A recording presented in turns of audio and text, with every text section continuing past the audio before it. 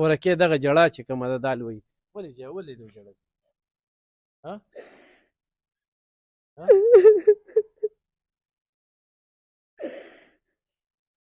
جړه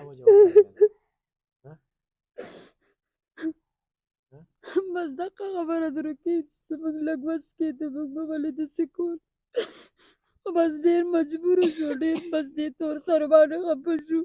دې به څه جونې ده، دې به څه حالات دي، پلار یې بیمار دی، زه م یوازې یم، زه به څه کوم، پخپله م بیماره یم، هر قسم بیمارۍ مې تېرې کړي دي، یو بیماري زما هم نه ده. وي څه به احساس د چا د اوښکو وکړي چا چې په عمر کې جړلي نه وي. ګرانو کتونکو الف خان شیرپوی یم، کیمرامین را سره یاسر خان دی. دغه کور ته راغلي وو، د دغه خورکۍ سره چې کله موږ خبرې وکړو هغې خپل د ژوند دغه سټوري چې په څونه سختو کې دا قلعه را جوړه شوې ده، په څومره سختو کې او دې دپاره کمې خوارۍ شوي دي، نو هغه موږ هر څه واورېدل او بیا تاسو ته په کیمره کې ښایو. دا 3 کټه دي، په دې ټول کور کې 2 کټه هغه دي، یو کټ دا دی. او د دې کور ساختن چې کوم دی هغه دې وخت کې بیمار دی چې د لور سره هغه علاج له تللی دی. دا د دوی ټوله کډه کوډه ده، دا تاسو وینئ که نه، دا د دې کور ټوله کډه کوډه ده. او په دې ځای کې چې کوم دی نو دغه بجلي دغه هغې خلکو سره هم د الله پاخو کړي چا چې ورسره په دې ځای کې کومک کړی دی، الله دې ولې د هغې اجر ورکړي. هغې خلکو سره دې الله پاخو کړي چا چې ولې د دې باتروم دپاره دا بیل یو سیسټم بیل کس کړی دی. هغې خلکو سره هم د الله پاک ډېر خو کړي چا چې دا ولې هینډ پمپ چې کوم دی نو دا کړی دی. او دا زنانه ضعیف چې کومه ده د دغه 400 اوسېدونکې ده. دغه چې کوم دی نو دغه کوټګۍ وینئ تاسو، دا چې کوم دی نو دا د دوی دغه ځای کې یو کټ پروت دي او دغه ځای کې وده کېږي. نو دونه پورې ځای رسولې دي، هر څه رسولې دي، خو وي تشه جیبه ته مې دښمنې، خو دومره پیسې نشته دي چې هغه دوی پې ځان له چت واچوي. نو په دغه ترپال کې ژوند کوي، باران چې راشي د دوی بیا څنګه ژوند دي. خو د دې نه مخکې چې کوم دی نو ډېرې سختې تېرې کړي د دوی سره به خبرې اترې کوو. بس روکې ژوند خو دغه شانتې په سختو او په هغه باندې تېرېږي. تاسو ولیدله دغه حالات دي زمونږ، کور والا هم بیمار دی، بس کله مزدوري وي او کله نه شي کولی، به دغه یو او بل سره امداد کوي او بس دا ځینه راله دغه شانتې یو او بل امداد را سره وکړو، وام غشته چا راله څه کړي چا راله څه کړي. او بس اوس دا ژمی راغی نو اوسه پورې ګرمي وه، وخت تېرېدو په دې پړدو کې، خو اوس یخني شوه، دا موسم بدل شو نو بس اوس وخت نور نه تېرېږي او نور هم ورته څه شته نه. بس دا ماشوم مې زوی دی او نورې جینکۍ دي، اوس دغه هم څوک نشته د کار روزګار. 5 جینکۍ دي، 2 پېغلې، 3 دا ماشومان دي. دا 3 وړې دي او 2 غټې دي او دا وړوکې مې زوی دي د هغې کې. نو داسې هم د ګټې وټې نور څوک نشته، نو بس د الله سره هم د ناست یو، بس الله ته مکاتې دي. دوی سکولونو ته لېږي؟ دوی سکولونو ته بس د دغې مجبورۍ د وجې نه شو لېږلی چې کاپي نه شو اخیستی، پنسل نه شو اخیستی، دغه سپارې سبق وایي او سکولونه زمونږ په وس کې نشته چې موږ پرې ووایو. موږ غریب خلک د خېټې د راکړه د یو وخت وي د یو وخت نه وي، نو سکولونه به موږ ورکې په دې باندې په څه ووایو. خاوند دې څه بیمار دی؟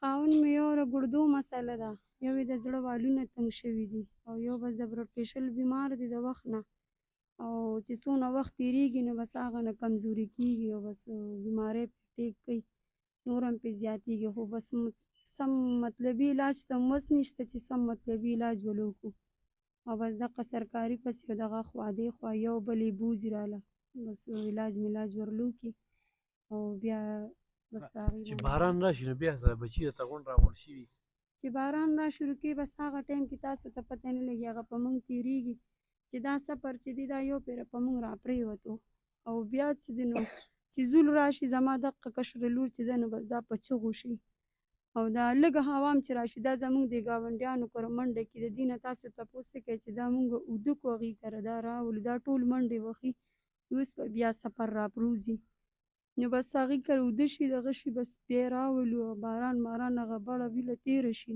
بس بیا ناست یو دلته کې. څومره کډې دې وګرځولې؟ یاره روکې زموږ خو بس دا 22-23 کوره کې زموږ را کډې وګرځېدې او اوس ته الله ورسره ډېر ښه وکړي چې چا موږ له دا ځای واغشتو چا راله پکې امداد وکړو چا راله جوړ کړو دا لږ لږ او دغه ستاسو ټوله کډه کوډه ده؟ بس دا زموږ کډه کوډه ده ټوله په دې کډو کې ماته ګوډه شوه او بس دغه پکې پاتې دي، دغه 2-3 کټه دي او دغه لږ لږ سامان دي، اخوا دې خوا دي، بس هغه خپل ژوند دې تېروي. بچي ته به څه کوې په دې موقع باندې؟ زه وایم چې زموږ دا کوټې پاتې شو دا ژوند به څخه تېرېږي. سبق ویلي؟ څه یې وکړل؟ 15 سپارې سبق خو 15 سپاره ده. دلته ژوند څنګه خوراک څښاک ستاسو څنګه وي؟ بس یو ټایم هم وي یو ټایم نه وي، بس ناست یو. ټولې خویندې یا وروره ته ګران دي؟ او ګرانو کتونکو زه دا وایم لور رحمت او دلته پیغور هم ورکوي، ویلی وي جینکې دي او جینکې دي او جینکې دي. نو دغه مې دغه یو ماشوم دی، دا به د خویندو ته څومره ګراني. بچي څه وی په دې موقع باندې؟ ژوند څنګه تېرېږي؟ بس زه تاسو ته وایم چې موږ دا کوټې په دې کې نور ژوند په دې کې نه تېرېږي. او سکول ته چې ځې ځان سره سوړې؟ بس چې څه پاتې شي هغه یوسو، چې څه نه بس نه وړو. نه مور پیسې درکوي؟ نه، ولې؟ چې کله ورسره وي راکړي او کله نه. ته به څه وې بوډۍ؟ غریبي ده چې هوا راشي نو ته یېرېږي، نو بیا څه چېرته لاړ شي؟ یارې ګاونډیانو کره لاړ شو. هلته وده شي. چې هوا راشي نو بیا د نه دا لور خور لاړه شي. ارمانونه خو به دوی مې که کې نو بس ولې نه ارمانونه کوي، د سکولونو هم کوي، دغه مدرسې ته سبق له لاړ شي او چې د بار دی وړو ته وګوري موږ سکول ته ځو، نو بس ارمان خو ډېر کوي، مخکې به یې سبقونه وي سکولونه به یې وي، خو بس چې دی نو هر څه نه بس بېخي پرېوتل. تاسو د نغري کې خو څه نه دي پخ شوي؟ خشاک را کرده سینې دا بنګ منګ روړی بو دا خوا دې خوا پیو کو نو هغې باندې اکثر کار وکړو.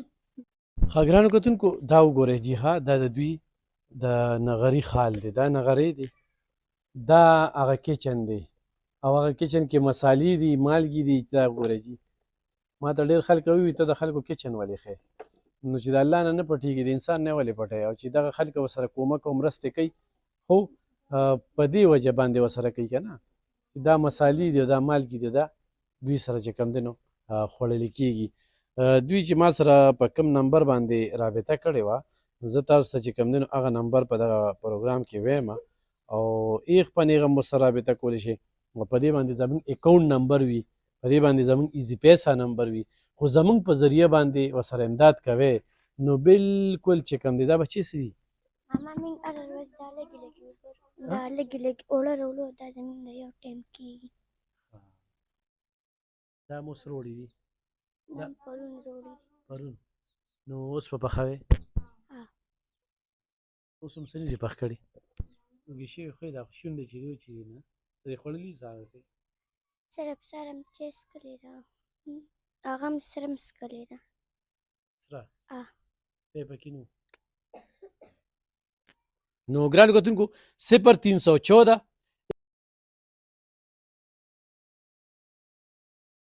په دې نمبر ایغ په نیغ هم د دوی سره مدد او کومک کولی شي. په دغه کور کې 15 جینکې دي، یو دغه ماشوم دی او د دوی د وینا مطابق چې پلار بیمار دی، د هغه څه فایل شته دي دلته کې چې تاسو وایئ چې بیمار دی، د خاوند دی کوم ډاکټر له ځي چېرته ځي؟ روکې دی 400 کې د زړونو ډاکټر دی هغې لم ځي، او د ګردو چې کوم ډاکټر دی ګردو مسلې ده هغې لم ځي، بس هغه ټایم سره دوایانې هغه سرکاري خوا دې خوا وله وکړي او بس صحیح ډاکټر ته هم ښولی نه دی، نو داسې غټ کاغذونه یې لا نشته، او بس دغه خوا دې خوا د دردونو ستنې او ګولۍ. د زړونو ډاکټر 400 هسپتال کې ډاکټر زیشان افضل ناغه له به بالکل بوز یو سره به ورته زما نوم والي او ټول علاج به وکړي هر څه به وکړي. دا ګورئ دا دوایانې.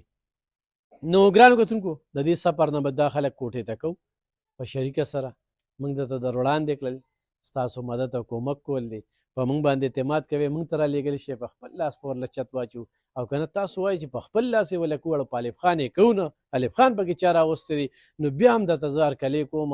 الله پاک هم ډېر خوشحاله ساته او الله دې له دې اجر درکړي. زما مطلب او مرام صرف دغه وي چې زه چا ویډیو کوم چې هغوی په خپلو خپو باندې ودرېږي، د هغوی هغه مسلې حل شي. ډېر عزتداره خلک او چې د کیمرې ته راتلل خاندان به مې سوی خلک به مې سوی، نو ما ورته وي چې د خدای نه نه پټېږي د انسانانو نه ولې پټئ. د دې کور خال کې وګوره چې دا ماشومان د لوږې د لاسه د دوی د چهرو ته وګوره د دغې خورکې دغه جړه چې کومه ده دا لویي ولې دوی جړه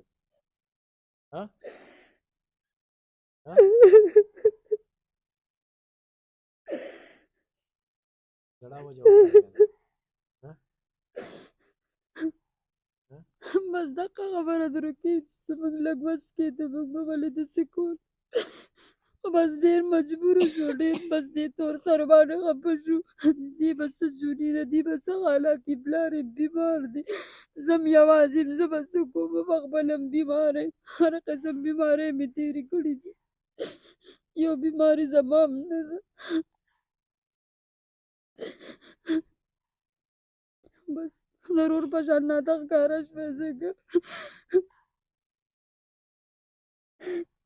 بوډۍ ته ولې ژاړې تا ولې وژړل؟ من کړهوړه غواړم نشته چینی م راکړی نشته.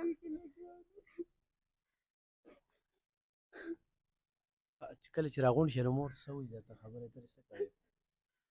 بس وی الله به مو جوړ کړي دا کور هر څه بس وي بس بیا به پکې ناست وي خوشحاله. د چا چې څوک نه وي د هغوی الله وي، الله به انشاءالله جوړوي او ډېر زبردست او ډېر ښکلې به جوړېږي. راتلونکي ژوند به د دوی ډېر ښه وي. غوړي هم ضرورت لري او د وړو هم ضرورت لري. تاسو خو د وړو دا دغه ولیده که نه چې دا لږ لږ روړه او دوی چې خوري هم نو ډېر په احتیاط باندې به د وړو خوري، داسې نه چې زیاته روټۍ هم نشي خوړی.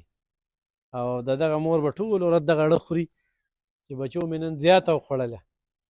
د رزق وعده بېشکه الله پاک کړې ده، خو ګرانو کتونکو هغې دپاره محنت ضرورت دی. او محنت چې کوم دی نو دا کور سړی بیمار دی او کور کې 5 جینکې دي او دغه ماشوم تنکې دی، د ده هم ډېر ارمانونه وي چې دی هر څوک نو ضرور کومک او مرسته وکړئ. داسې یو شمېر خلک مونږ ته کالس کوي، داسې کورونه دي، داسې خالې دي، وخت هم څه نه میلاویږي، څه مونږ سره خپل هغه وسایل نه وي چې مونږ هلته ورسو.